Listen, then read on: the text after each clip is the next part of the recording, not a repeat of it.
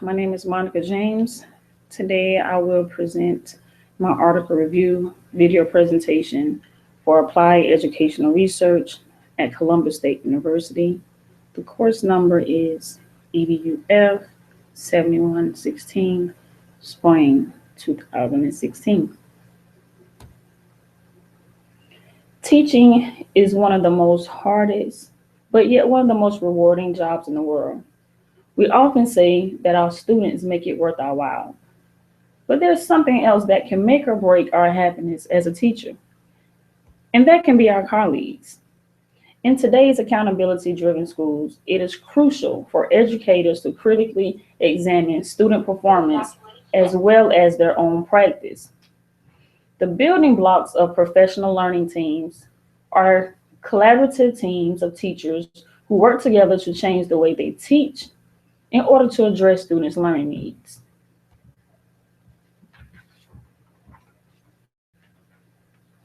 The article that I will be reviewing is called Teacher Teams and Distributed Leadership, a study of group discourse and collaboration. The authors are Jay Scribner, R. Keith Sawyer, Sheldon Watson, and Vicki Myers. The purpose of this article is to explore distributed leadership as it relates to two teacher teams in one public secondary school. Some of the keywords that you will find throughout this PowerPoint and throughout my presentation is distributed leadership, which is an attitude rather than a management technique. It means seeing all members of the faculty and staff as experts in their own rights. Teacher teams, a group of teachers working together to plan, conduct, and evaluate the learning activities for the same group of students. School improvement, well, that speaks for itself. Discourse, you will find this word used a lot throughout my presentation. It is the language that teachers and students use to communicate with each other in the classroom. Analysis, it means to closely and carefully and to learn the nature and relationship of the parts of something by a close and careful examination.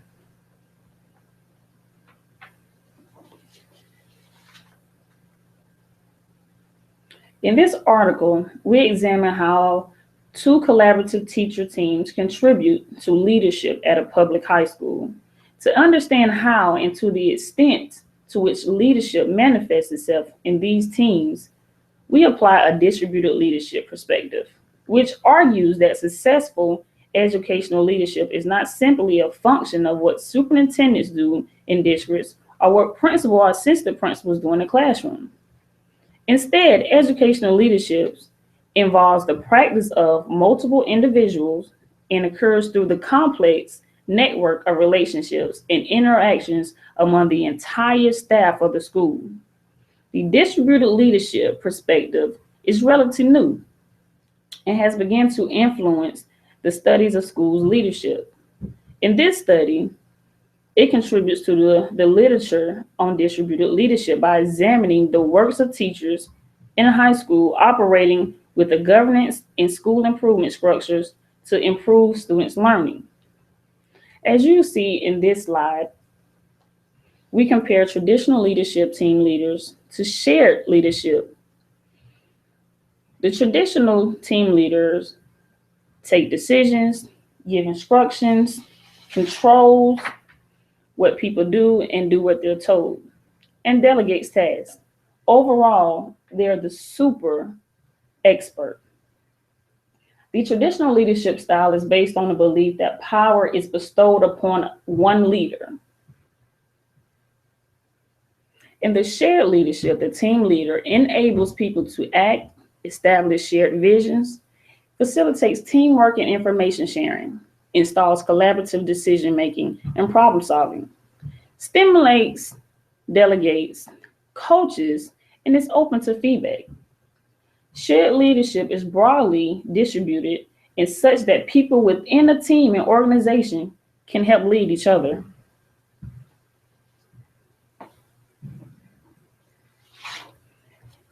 Teacher teams Teacher teams have emerged as a popular school improvement strategy. This renewed and broadened interest in teams, which follows the long-standing popularity of teams as a central component of school programs. This practice of collaboration for the purpose of making educational decisions embraces the realignment of roles and relationships of school community leaders. Professional learning communities indicates that change is more likely to be effective and enduring when those responsible for its implementations are included in the shared decision-making process. Studies such as this suggest that in schools where teachers work in self-managing teams to develop goals, curricula, and instructional strategies, budgets, and staff development programs, students are known to achieve at higher levels.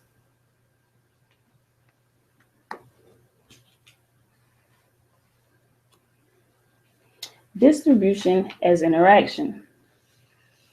We suggest that the distribution of leadership through the use of collaboration structures such as teams is ultimately constituted through a process of student achievement. Interactions are the bridge between collective agency and collaborative groups and the new structural forms they produce. Interactions themselves warrant investigations through the study of conversation and identifying artifacts. The situational distribution of leadership through team structures create a context that frames these constitutional processes. The use of teacher teams within an organization is an example of distributed leadership at one conceptual level. This level is consistent with identifying a institutional distribution of leadership. The team is created and charged with the problem-solving areas of the school. Interactions within the teams are evidence of constitution of distributed leadership, and yet another conceptual level referred to as social distribution of leadership. The types of interaction of both types of leadership are group work, close-ended teacher questioning, individual work, core responses, collaboration, student and teacher answers, full class interaction, teacher talk, self-assistance, open-ended questioning.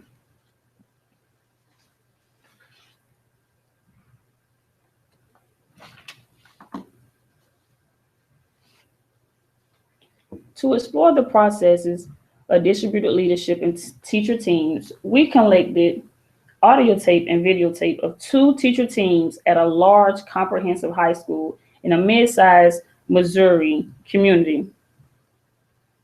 The high school had an average of 1,600 students, 1,650 students, and it was located in a small city district of 16,000 students. The student population was made up of 83% white, 9% African American, 3% Hispanic, 3% Asian, and less than 1 Native American. This high school was selected because of the administration and faculty was willing to participate. The school's long history of using teacher teams dated back to 1986. A recent emphasis focused on professional community as it relatively close to researchers. Prior to selecting teams to study, 2 of the researchers met with the principal and the school's executive council to discuss the purpose of the project. The researchers indicated that they were interested in focusing on 2 teams that has demonstrated an ability to work together effectively on matters under their supervision. The 2 teams are building professional learning teams that address non-instructional functions and instructional professional learning teams that are organized by discipline. Both teams has been established for 1 academic year.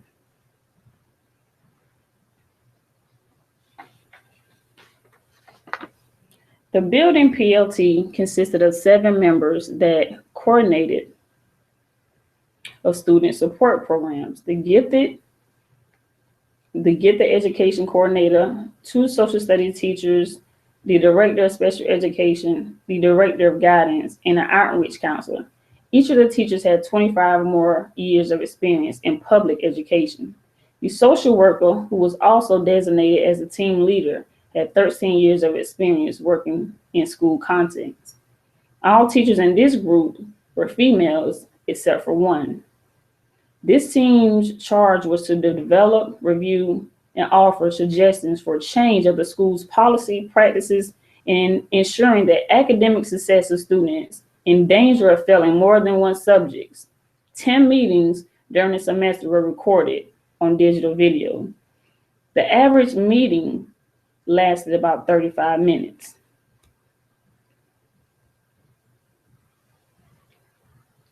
The instructional PLT consisted of 3 social studies and 3 English teachers teamed together to teach and integrate curriculum using a block schedule format. They were joined by department chairs, 2 advanced placement teachers, and a school guidance counselor. The curricular focused on teachers with modern American history and American literature. These teacher experience ranged from 2 to 10 years. Teachers in this group were also all females except for 1 male. Eight meetings during the semester were recorded on digital video. Most meetings occurred after school and meeting average 43 minutes. 2 meetings that occurred on early release days lasted more than an hour.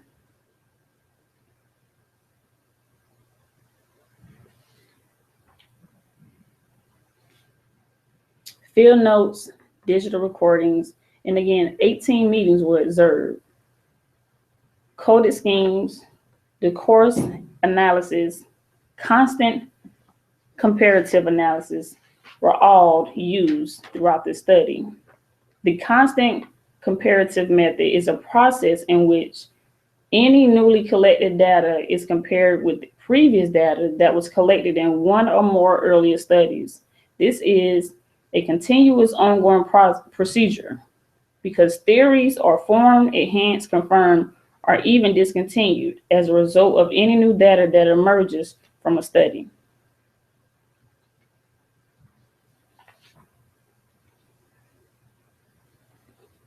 One observed meeting that was held on February the 20th in the building professional learning team went as followed. As you can see, the principal was mentioned. And through the field observations, it was noted that it was many attempts to communicate and gather input from administrators, but they were unsuccessful. The one time that a principal attended a meeting to provide input to this group, they left early, and because of their demands, never had any input on guidance. In this example, the team refers to the principal in the flow of conversation. He does not sit at the table nor face or in the fact that he would not visit the team. The team does not believe that they have the appropriate degree of autonomy to accomplish their open purpose. They reveal in this discussion that frequently talks about what they don't know, what obstacles their ideas will face, the attitude of the broader teacher staff, the principal's desire and disbelief, funding concerns, space limitations, student needs, parent relationship, barriers, personal preferences, obligations, and privileges.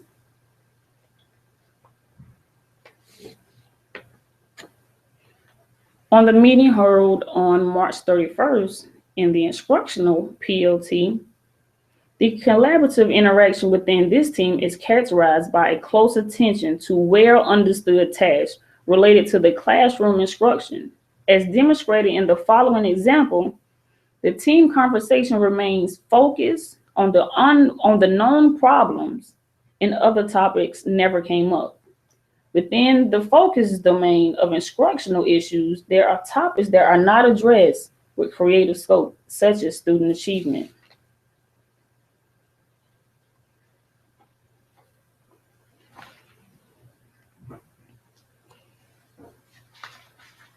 the findings, 3 groups was broken down in the findings. To understand a collaborative interaction within each professional learning team, purpose, autonomy, and patterns of discourse. Purpose and autonomy manifest as organizational conditions, largely shape patterns of discourse that characterize the interaction of the team members. We argue that the nature of the purpose and autonomy within a teacher team can influence social leadership.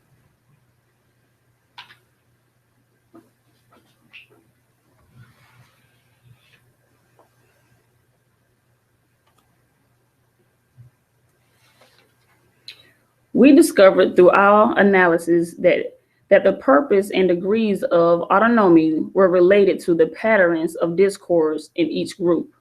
By exploring these patterns, they were able to shed light on the nature of collaborative interaction.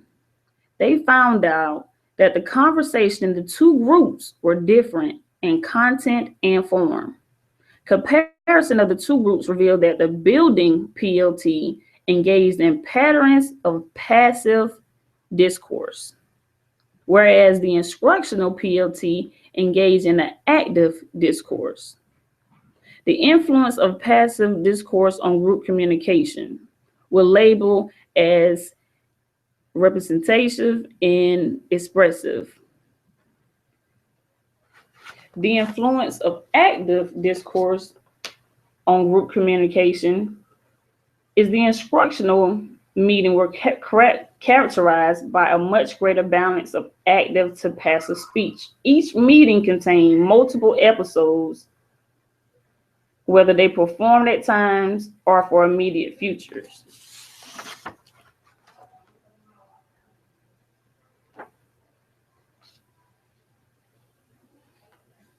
The conclusions and implementations. The researchers suggest that some cautious conclusions drawn from this experience described here and some other suggestions for future considerations. Teachers and administrators working in team-based structures should consider how the scope and nature of a team challenge and charge can influence team functioning within a group or in relation to greater organizations.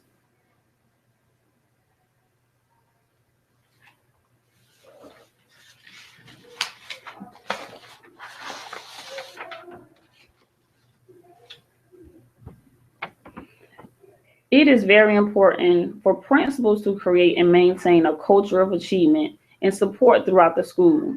They establish high expectations for academic and behaviors to do everything possible to attract and develop support of high quality teachers. Great principals demonstrate excellent leadership. By displaying excellent leadership, they help mold the building team leaders. Teacher collaboration and professional learning teams benefit in a variety of ways when teachers work together. A small but growing body of evidence suggests that a positive relationship between teacher collaboration and student achievement. Thank you. I hope you guys enjoyed my video presentation.